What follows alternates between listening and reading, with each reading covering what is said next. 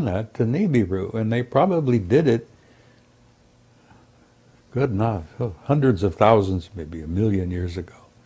So the planet, I think the color from it, the dull red golden color is a result of that envelope of gold shell that they've created. They've created for themselves a Dyson sphere around their planet. And I suspect that any advanced technology will ultimately do the same, simply because it makes sense. It's a practical thing. But if they had that degree of engineering capability, why wouldn't they just live on Mars instead of hurtling through the solar system? Well, they weren't the original occupants of Mars. Okay. They used Mars as a waste station, and they've reactivated it, and I agree with Zechariah on that they've reactivated their way system, their way station there. They used to drop off on Mars on their way here. So they were never, I don't think, original inhabitants of Mars. There are a few remnants of original inhabitants on Mars.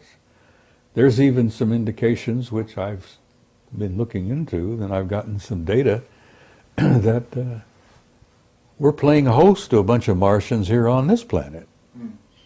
I'm talking about the original species. Do you know anything about the original Martian species?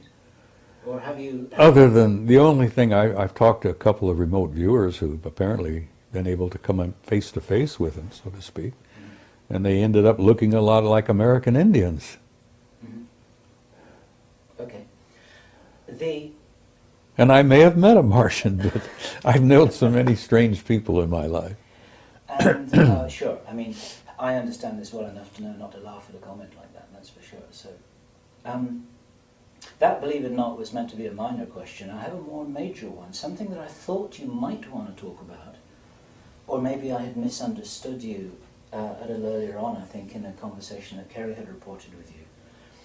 Some serious researchers, Linda Howe, Jim Mars, quite a lot of other people, are really suspecting that there may be a hoax alien invasion as a kind of major celestial 9/11 event in our skies. You're talking about a false flag kind of situation. Flag, yes.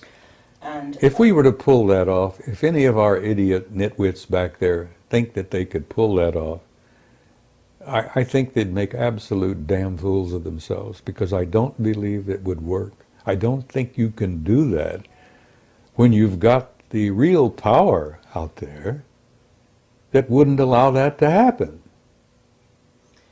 Not so much an invasion, but a big display in the sky to create fear and to make people easier to control. Carol Rosin said that she had always been told by Werner von Braun many years ago. Yeah, Werner shared that apparently before he died, that it was one of the programs that the government at the time was considering. You know, they've had these little plots they've been working on all the time. This war, that war, the stock market crash, this, that, you know, all these little magician things that while I'm showing you this hand, I'm picking your pocket with this one. They may have had that in mind at that time, but I don't think they're thinking of it seriously now, because I think that our so-called powers that be, which is a joke, are in such close relationship and collusion with the real power that it would never work, that they would never allow it. It's like they're not going to allow a thermonuclear war. Yeah. There's too much valuable real estate here.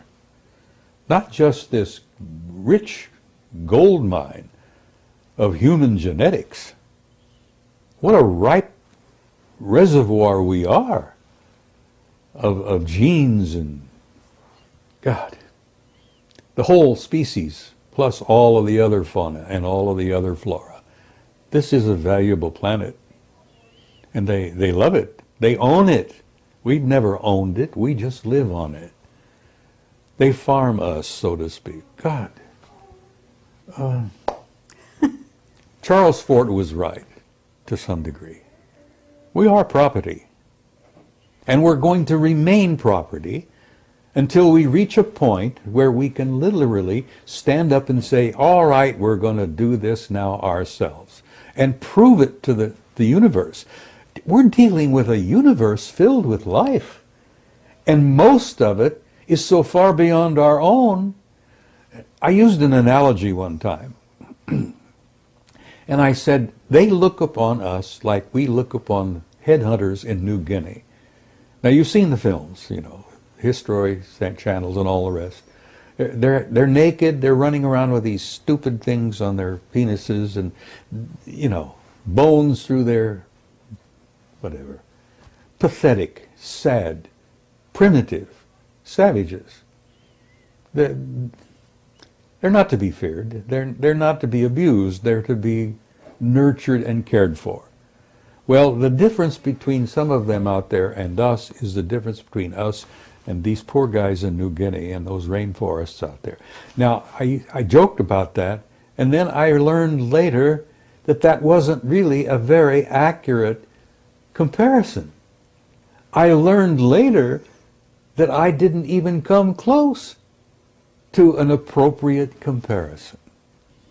That the real comparison between many of them out there and us is closer to how we feel about the chimpanzee.